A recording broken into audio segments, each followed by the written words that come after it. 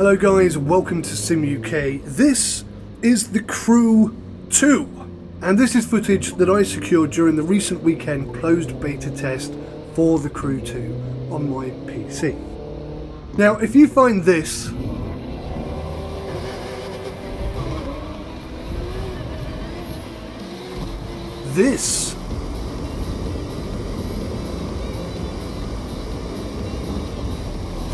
we kick it up a notch or for the this grand finale.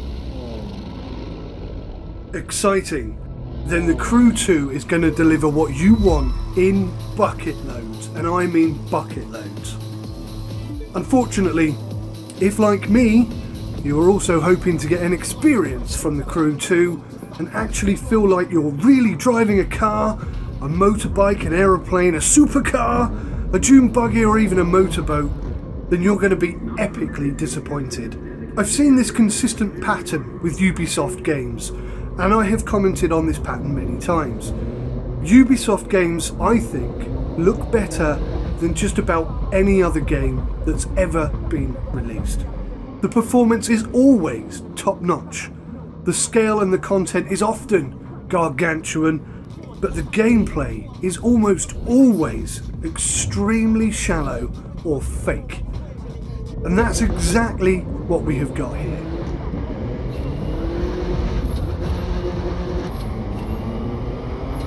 In my humble opinion, this game is only suitable for people who don't already have a driving license, because anybody who does actually drive a car, a bike or a boat or even an aeroplane will hate the physics and the detached gameplay that's on offer here. It's stunning. Don't get me wrong, this is jaw-droppingly good looking. So good looking that I had to adjust my seating position multiple times. The performance is immaculate on my GTX 970. On epic scale, it just looks so damn good. The map scale and size is astounding, and the AI pedestrians make it feel lived in. But the wing mirrors don't work.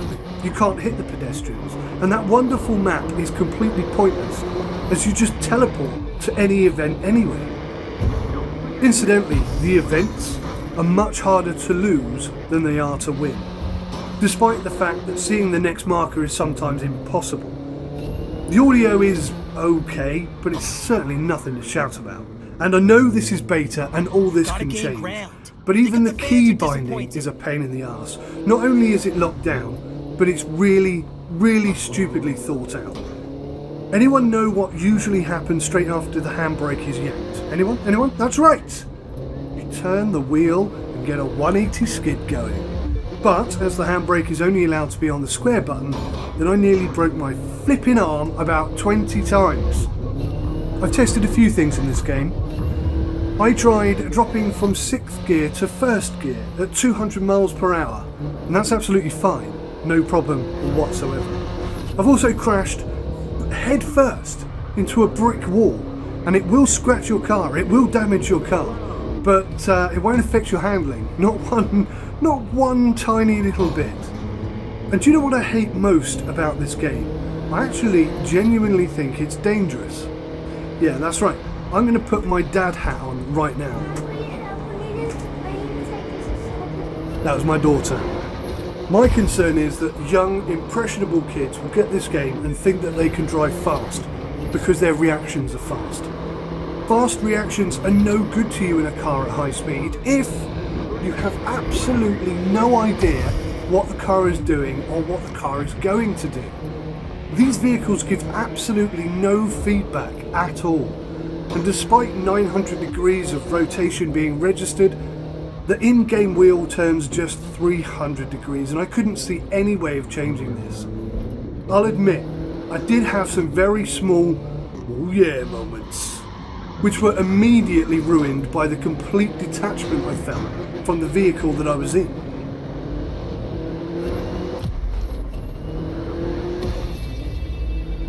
This game is all about bling, ting and ding.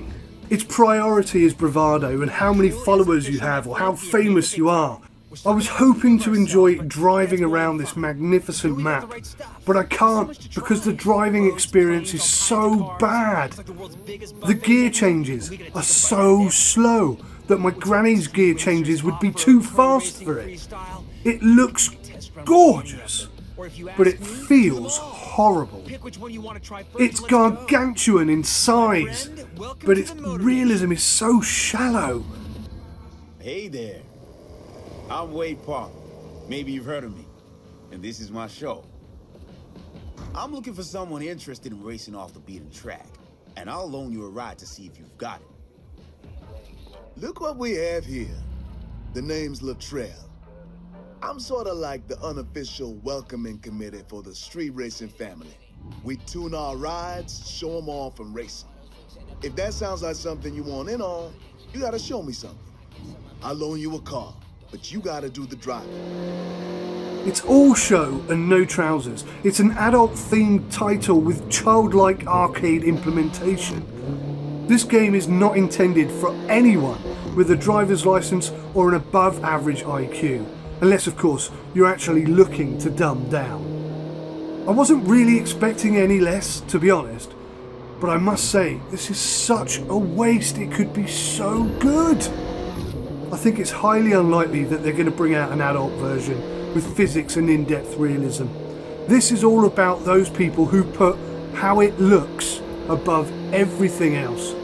And to be honest with you, I cannot stand that mentality. And if that's you, if you love it because it looks good, then fine. Go ahead, grab the game, 50 quid I think it is. You can drive around the entire map. There's loads of vehicles, there's loads of aeroplanes, there's loads of boats, there's going to be DLC content, there's racing, there's... oh man, there's so much stuff, but it all just feels the same. If I took the image of the vehicle that you were driving and put a box there, it would be more realistic, because that's how it feels. Honestly, this game disappointed me on so many levels, so many times. I honestly cannot recommend it. Anyone who likes the same sort of gaming environment that I do, steer well clear of this. This is a total waste of your money. I can't say anymore. I'm going to show you a bit of content now.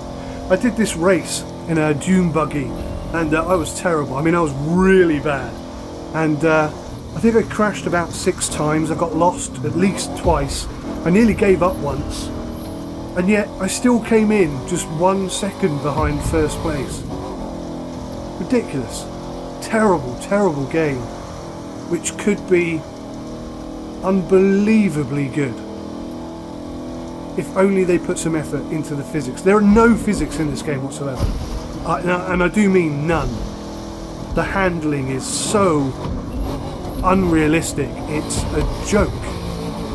It's meant to be a car or a boat or an aeroplane, but it doesn't feel like any of those things.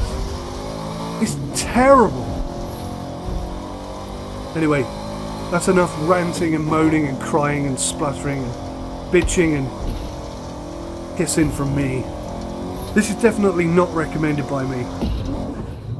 And it is beta, but the chances of this game being any better than it is now at release is very small. It's Ubisoft all over, isn't it? This is every game they release, you could put this same argument in. I don't know why they don't care about the realistic element of games. Just awful.